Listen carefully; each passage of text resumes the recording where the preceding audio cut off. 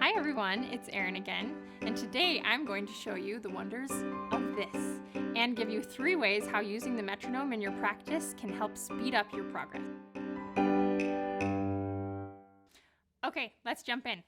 I'm going to show you my metronome, which has seen a lot of love, was a beloved Christmas present. If you don't have one or your students don't, make sure you get one right away. If you're looking for this specific model, it's a Franz, and I don't think they make them much anymore, so you'll have to find it on Etsy or Reverb or eBay. However, any music store, Amazon, you can find metronomes anywhere. Even a lot of apps now are metronomes and they're free. So make sure that you and your students have access to one every time you sit down at the piano. Once you have a metronome, start getting familiar with it right away. I'm going to show you what I do with my students typically. So I've set this to 84. You can use either clapping or a single note on the piano and just start feeling what it feels like to play with a beat. Very simple at first, which can be challenging for some. Then move it to the piano. Pretty simple. Now, it gets trickier if you can play or clap 2 claps per beat.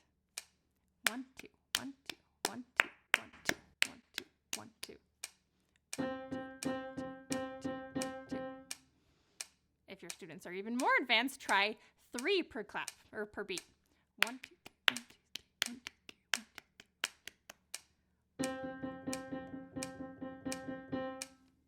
It's really going to get the beat inside of them, and they're going to feel what it feels like to keep that time, to keep that tempo.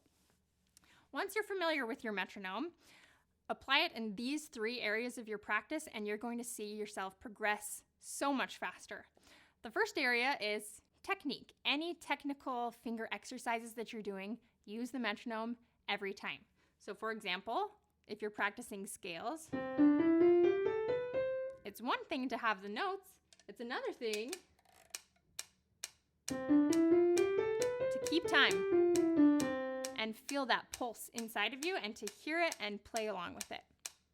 You can do this with scales, you can do it with arpeggios, you can do it with any basic finger exercise. The more you practice these technique exercises with the metronome, the better you're going to be. And once you've mastered following the metronome, your next job is to slowly speed it up. As you speed it up, you're going to suddenly see things that were tricky and hard at the beginning of the week, by the end of the week, are easy and fun to play. The second area to use a metronome is in any challenging passages. If you find your fingers and brain just aren't cooperating, it's not working, you can't get the hands together, turn to the metronome and turn it slow, very slowly. So I'm going to go and show you an example. This is an example of one of my students' passages that was giving us a hard time, and using the metronome worked. Here's our passage.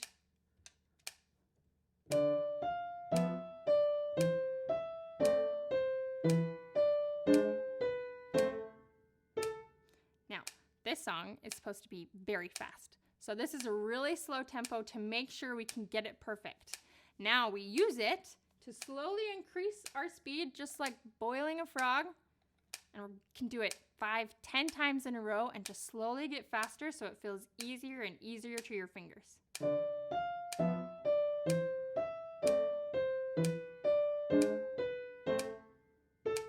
And if you notice, those weren't very different, those speeds. But to your mind and your hand, going slowly is the key.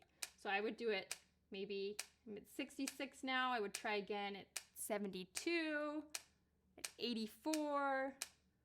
I'll try it here at 92 and see how it's feeling now.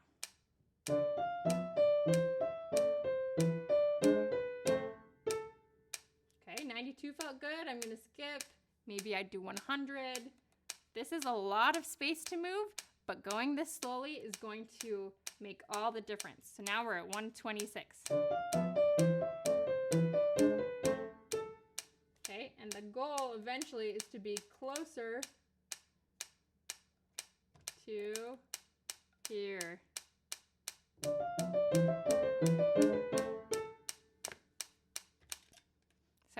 The slower you go, the faster you'll get there, and getting through these muddy, these difficult passages is going to be so much easier if you use your new friend, the metronome.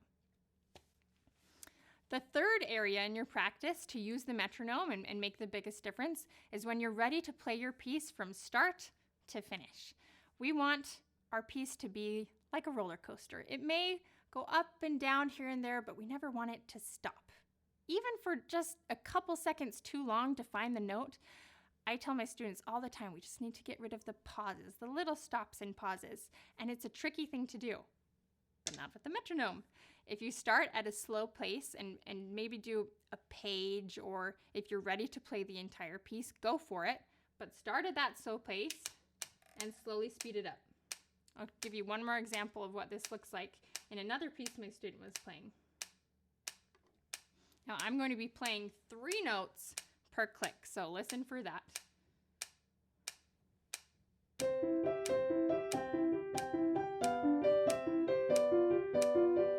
Okay, that's essentially the whole first page. It goes back and forth. But every time we got to this segment, we slowed down. So to make sure your timing is even and you're not stopping to find any notes, use this.